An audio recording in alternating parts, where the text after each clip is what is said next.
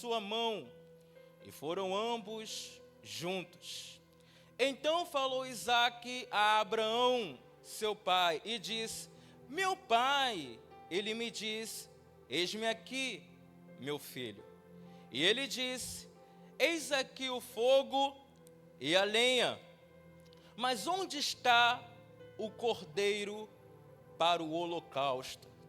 E disse Abraão: Deus proverá para si o cordeiro para o holocausto, meu filho. Assim caminharam ambos juntos. E vieram ao lugar que Deus lhe dissera, e edificou a Abraão ali o altar, e pôs em ordem a lenha, e amarrou a Isaque seu filho, e deitou-o sobre o altar em cima da lenha. E estendeu Abraão a sua mão, e tomou o cutelo para imolar o seu filho. Mas o anjo do Senhor lhe bradou desde os céus, e disse: Abraão, Abraão! E ele me disse: eis-me aqui. Então disse: não estendas a tua mão sobre o moço, e não lhe faças nada, porquanto agora sei que temes a Deus, e não me negaste o teu filho, o teu único filho.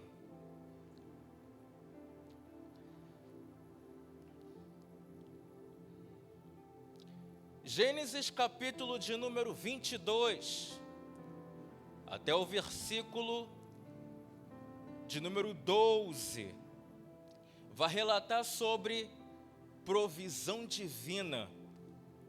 Em Gênesis capítulo 22, versículo 1, até o versículo de número 12, vai relatar que Abraão, ele vai passar por mais uma prova. Abraão, ele vai ser testado mais uma vez por Deus. Todos os dias, de domingo a sábado, o Senhor está provando a nossa fidelidade. Todos os dias o Senhor, ele está provando a nossa fidelidade. E todos os dias, quando Deus prova a nossa fidelidade, quando a gente acredita na provisão divina, quando a gente passa pela a prova que o Senhor colocou na nossa vida, a gente sobe mais um degrau. O Senhor me provou e eu fui aprovado, mais um degrau você vai subir, e assim por diante. Jeová Jireh, ou Iavé Jireh, o Senhor proverá. Em Gênesis capítulo de número 12, versículo de número 1, até o versículo de número 3, diz assim: ora, o Senhor disse a Abrão: sai-te da tua terra, da tua parentela, da casa do teu pai, para a terra que eu te mostrarei. E far-te-ei uma grande nação, e abençoar-te-ei, e engrandecerei o teu nome, e tu serás uma bênção. Abençoarei os que te abençoarem, e amaldiçoarei os que te amaldiçoarem, e em ti serão benditas todas as famílias da terra. Dentro de um padrão bíblico, em Gênesis capítulo número 12, vai relatar que Abrão, ele ouve, obedece e confia em um Deus que ele não vê, mas esse Deus, ele existe. As imagens e esculturas, os postes ídolos, a gente tem capacidade para vê-los, mas eles têm olhos, mas não veem, tem boca, mas não fala, tem mãos, mas não apalpa, tem pés, mas não andam. Mas o nosso Deus, a gente não vê, mas ele existe.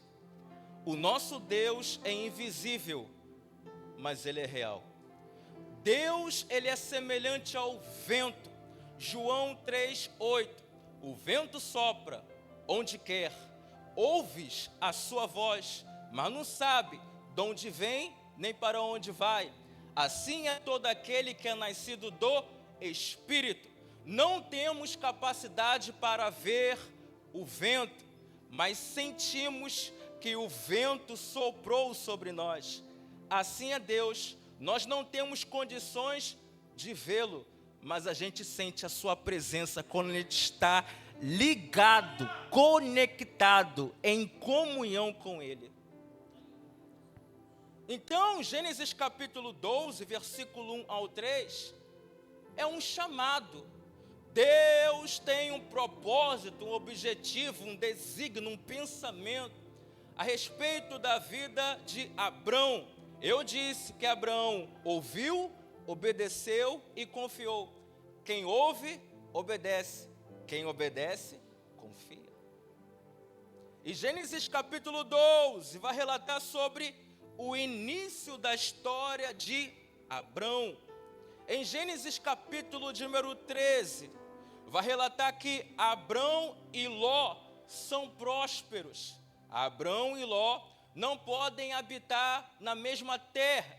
Vai relatar que os pastores de Abrão e de Ló, eles estão entrando contendas um com o outro. E Abrão vai chegar até Ló e vai dizer: a gente não pode ficar mais juntos. Você está prosperando muito. E eu também. Eu sou o seu tio. Você é o meu sobrinho. Para não ter contenda, escolha um lugar para ir. Escolha um lugar para habitar. Se você for para o norte, eu vou para o sul. Se você for para o leste, eu vou para o oeste. E Ló viu, contemplou, admirou as cidades de Sodoma e Gomorra. Ló, ele foi para Sodoma e Gomorra. Em Gênesis capítulo de número 14, vai relatar que Malquisedeque, ou Melquisedeque, rei de justiça, rei de Salém, ele traz pão e vinho para Abrão e os seus servos. E vai relatar que em Gênesis capítulo 14, versículo 18, diz que Abrão, ele dá o dízimo de tudo. Em Gênesis capítulo de número 15, versículo de número 5, olha para as estrelas do céu, tente contar. Deus não tem como contar. Assim como são as estrelas do céu, você não consegue contar. Assim será os seus descendentes. Assim será as promessas que eu vou realizar na sua vida. Em Gênesis capítulo de número 17, vai relatar que Deus manda a Abrão circuncidar toda a carne do prepúcio. A circuncisão é um sinal de aliança. O Senhor quer ter a aliança contigo, mas é necessário você aceitar esta aliança. A circuncisão na carne. O apóstolo Paulo, em Romanos, capítulo 2, 28 e 29, não é judeu aquele que é circuncidado na carne, mas é judeu aquele que é circuncidado no coração, cujo louvor não procede da boca dos homens, mas da boca de Deus.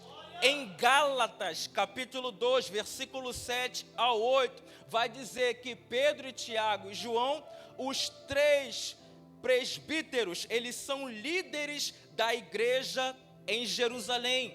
Mas o apóstolo Paulo, o objetivo dele não é Jerusalém, o objetivo dele é Roma, é os gentios. E o apóstolo Paulo, em Gálatas capítulo de número 6, vai relatar: eis aí o novo Israel de Deus, judeus circuncidados na carne, circuncidados no coração, e gentios que não são circuncidados na carne, mas são circuncidados no coração. O apóstolo Paulo, em Efésios, capítulo 2, versículo 11 ao 22, diz que Jesus e Yeshua derrubou a parede que separava judeus e gentios. Agora, através dessa parede que foi derrubada, judeus e gentios estão em um só propósito: Jesus Cristo, nosso Salvador. Jeová Jireh, o Senhor proverá. Então, judeus e gentios, quando aceitam a Jesus como seu único, suficiente Salvador, eles não estão mais separados, eles estão unidos. Em Gênesis capítulo de número 18, depois da circuncisão, em Gênesis capítulo 17, vai relatar que Abrão não é mais Abrão, pai exaltado, pai elevado, mas é Abraão, pai das multidões. E depois da cirurgia, em Gênesis capítulo número 18, no terceiro dia da cirurgia que ele havia feito para a circuncisão da carne, ele está na porta da tenda, no maior calor do dia, e Deus envia 3 anjos para confortar a Abraão naquele período de dor, naquele período de tristeza por causa da dor da cirurgia da circuncisão. Nos momentos de dor da sua vida, nos momentos de dificuldade da sua vida, Deus vai enviar 3 pessoas de Deus para cuidar do seu coração, para cuidar da sua mente, para cuidar da sua vida. O Senhor nunca vai nos deixar desamparado. Deus está nos céus, mas Ele usa pessoas para nos consolar nos momentos mais difíceis da nossa história.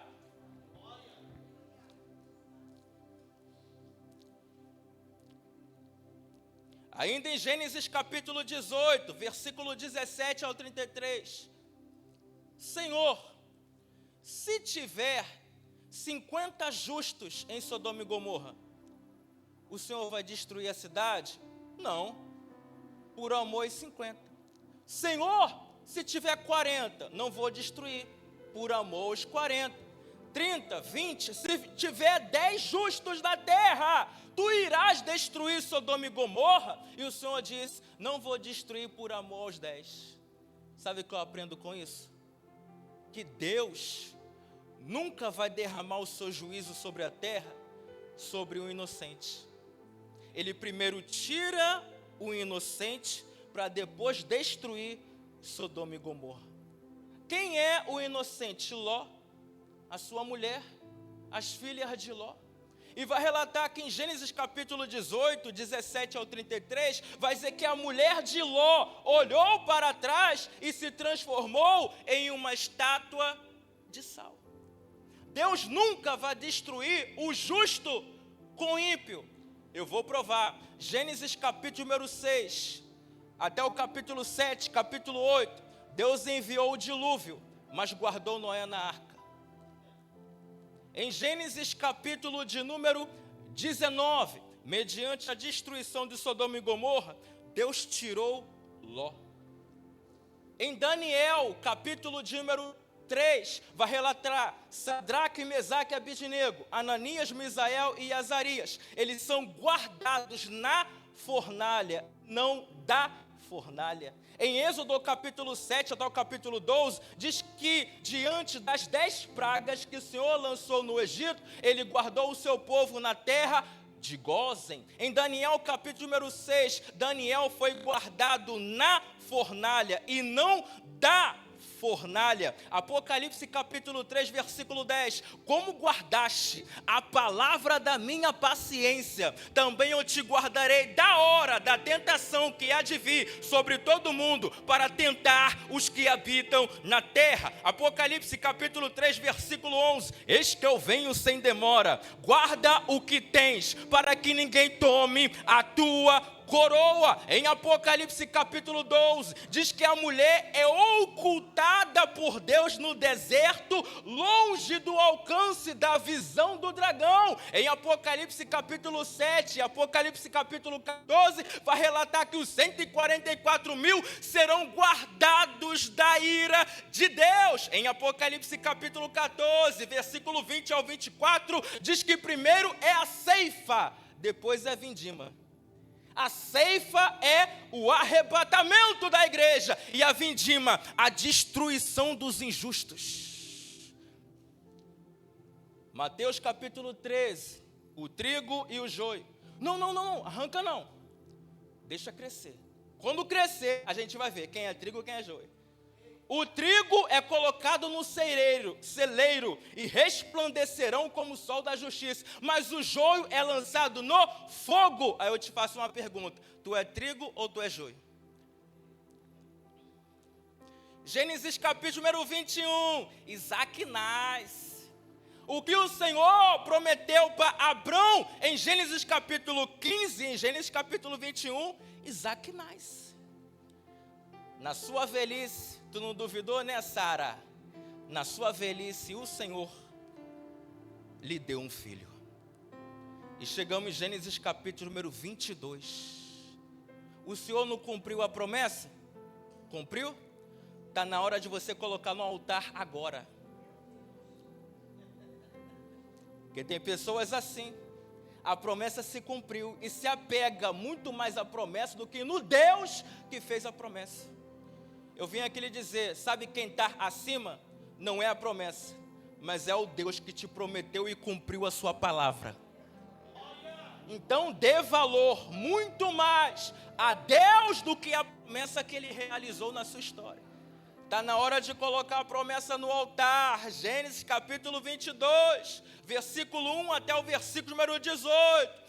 Gênesis capítulo 22, versículo 1 vai dizer: e aconteceu depois destas coisas. Mas que coisas? Desse contexto histórico que eu acabei de relatar. Em Gênesis capítulo 12, capítulo 13, capítulo 14, capítulo 15, capítulo 17, capítulo 18, capítulo 21, capítulo número 22. Depois destas coisas, pôs Deus a Abraão a prova. Mais uma prova, mais um teste. Vai ser aprovado ou vai ser reprovado? O nosso pai, Abraão, ele foi aprovado.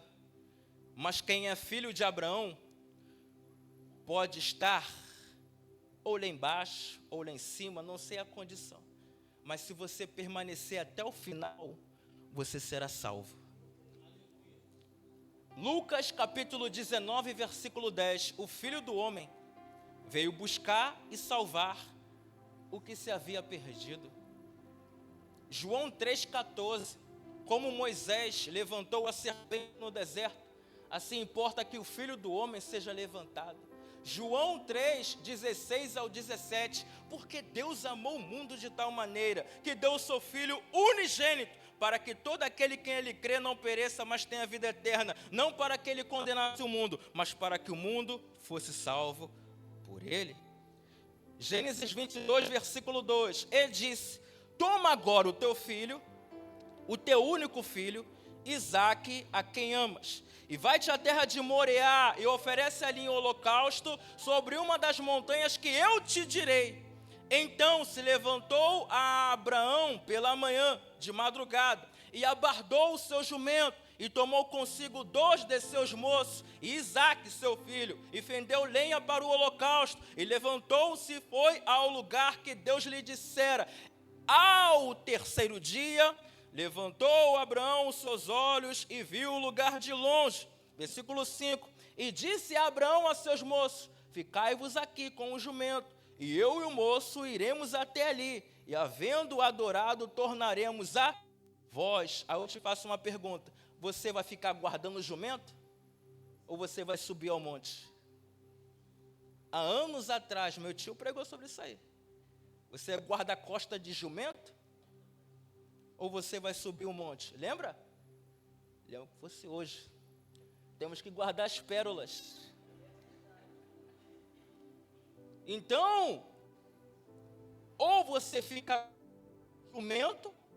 Por que quem guarda jumento? Porque não tem capacidade espiritual, nível espiritual para subir o Monte Moriá, para contemplar aquilo que é sobrenatural. Só vai subir o Monte Moriá, só vai contemplar o que é sobrenatural quem está no espírito e não na carne.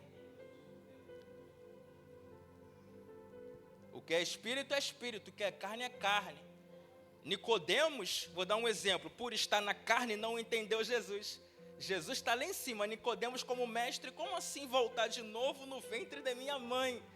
Nicodemos, tu és mestre, mas não está entendendo o que eu estou falando. Quer que eu facilite? Eu vou facilitar para você, tá? Mestre. Aí Jesus vai dar o exemplo do vento. É necessário vos nascer de novo, da água e do Espírito. Se não nascer da água e do Espírito, não tem como ver o reino de Deus. Aí Jesus vai se aprofundar. Quem não nascer da água do Espírito, não tem como entrar no reino de Deus. Vê que João capítulo 3, Jesus vai falar, quem não nascer da água do Espírito, não tem como ver. Aí Jesus vai se aprofundar. Quem não nascer da água do Espírito, não tem como entrar. Então, para você ver e entrar no reino de Deus, é necessário vos nascer de novo da água do Espírito. A água é o que? Batismo. Batismo. Meu tio me ensinou. O Evangelho de João, a base é água. Capítulo 2, Jesus transforma a água em vinho. Capítulo 3, é necessário vos nascer da água e do Espírito. Capítulo 4, Jesus e a mulher samaritana estão conversando junto ao poço de Jacó.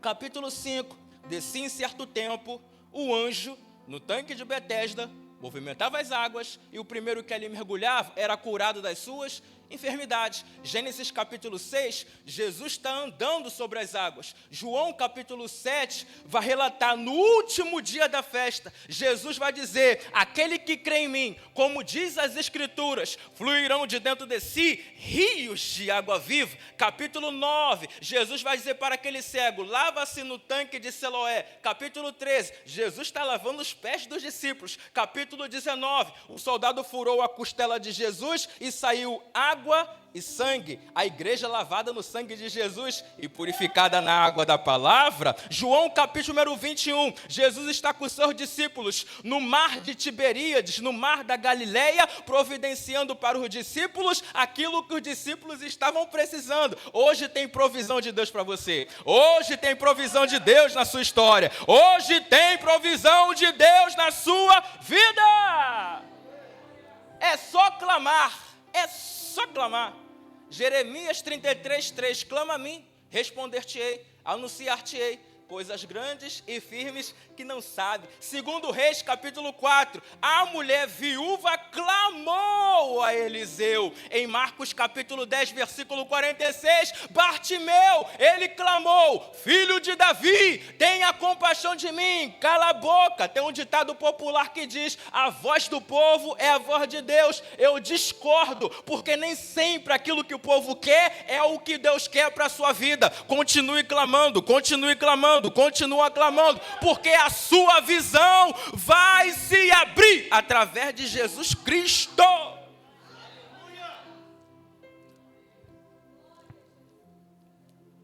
Gênesis capítulo 22, versículo 6. E tomou Abraão a lenha do holocausto e pô-la sobre Isaque, seu filho, e ele tomou o fogo e o cutelo na sua mão, e foram ambos juntos.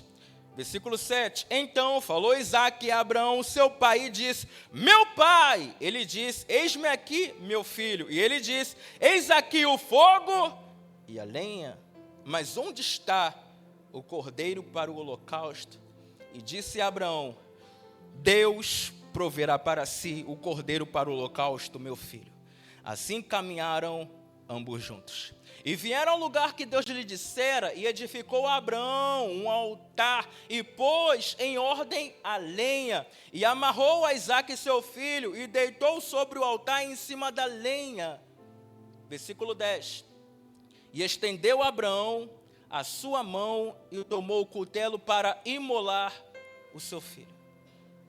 Mas o anjo do Senhor lhe bradou desde os céus, e disse: Abraão, Abraão, quando o Senhor te chamar 2 vezes, pode acreditar que Ele tem intimidade contigo. Saulo, Saulo, 2 vezes. Samuel, Samuel. Eli havia percebido que era o Senhor que estava chamando o menino. E Eli, o experiente, vai dizer para Samuel: Samuel, se novamente esta voz te chamar, fique de pé e diga: fala, Senhor, porque o teu servo ouve. Paulo, em Romanos, vai dizer que a fé começa pelo ouvir. Ouvir a palavra, não é escutar, é ouvir. Escutar, entra no ouvido e sai pelo outro. Mas quando você ouve, entra no ouvido e desce para a tábua do seu coração. Em 1 Reis, capítulo 5, capítulo 8, não perca o foco não. Vai relatar aqui na entrada do templo de Salomão, tem 2 colunas. 2 colunas.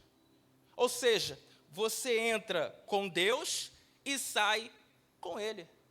Mas tem pessoas que entram sem Deus e saem com Ele, porque Deus se manifesta no templo.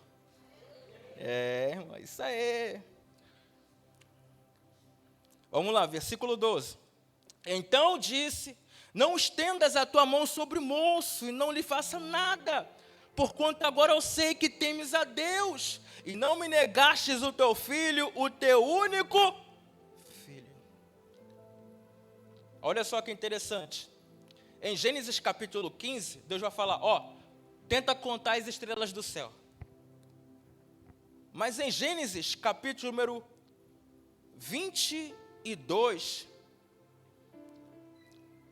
no versículo de número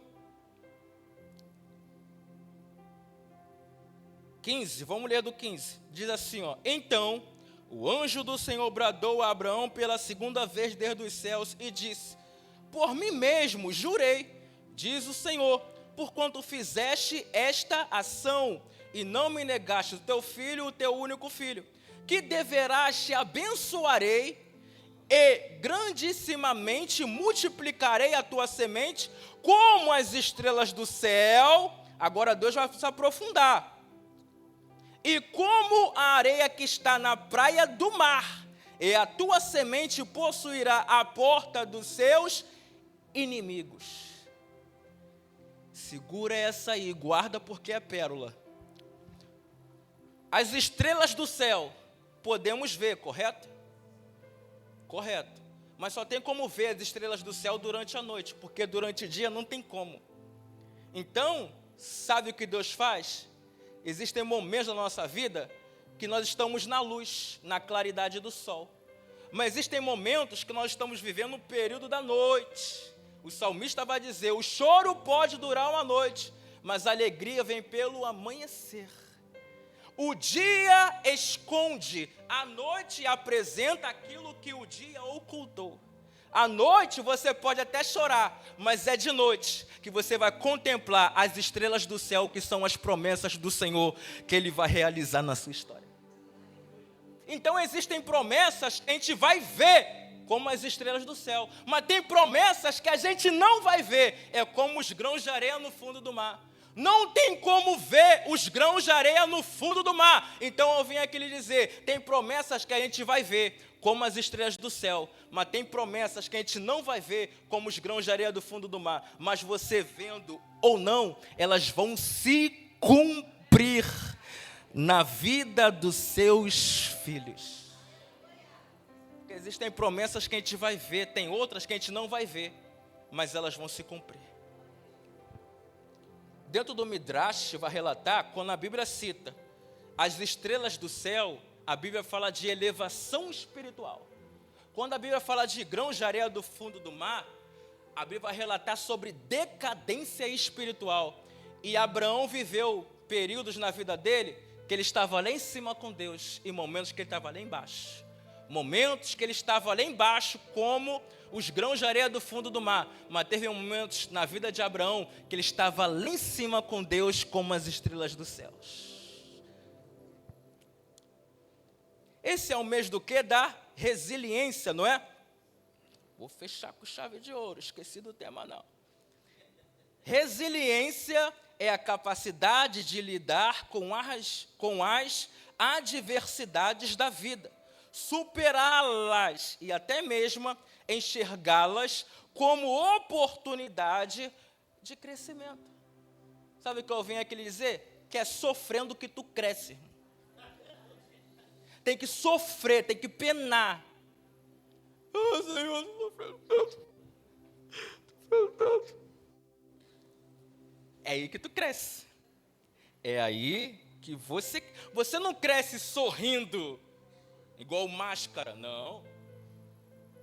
Porque o sorriso não possui capacidade para lidar aquilo que o choro lhe dá.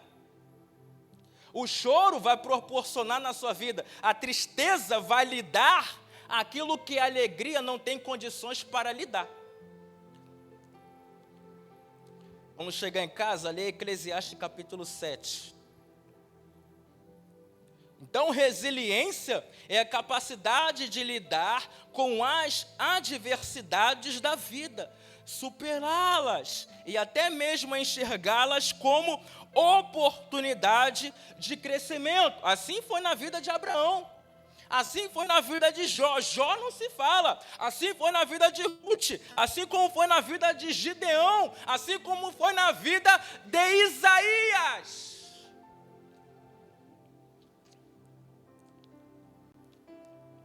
As dificuldades da vida nos traz experiências em todas as áreas da vida, seja ela natural ou sobrenatural. Eu gosto de uma frase do C.S. Lewis que diz: dificuldades preparam pessoas comuns para destinos extraordinários.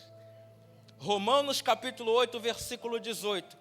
Estou absolutamente convencido de que os nossos sofrimentos do presente não podem ser comparados com a glória que em nós será revelada. Romanos capítulo 8, versículo 28. Estamos certos de que Deus age em todas as coisas com o fim de beneficiar todos os que o amam, dos que foram chamados conforme seu plano. Romanos capítulo 8, versículo 35 ao 39. Quem nos separará do amor de Cristo? Será a tribulação, ou ansiedade, ou perseguição, ou fome, ou nudez, ou perigo, ou espada? Como está escrito, por amor de ti, somos entregues à morte todos os dias. Fomos considerados como ovelhas para o matadouro. Contudo, em todas as coisas, somos mais por meio daquele que nos amou. Portanto, estou seguro de que nem a morte, nem a vida, nem os anjos, nem demônios, nem o presente, nem o futuro, nem quaisquer poderes, nem altura, nem profundidade, nem qualquer outra criatura poderá nos afastar do amor de Deus que está em Cristo Jesus, nosso Senhor. Vou terminar em Apocalipse 22, 14. Abre aí. Apocalipse 22, 14. Terminar.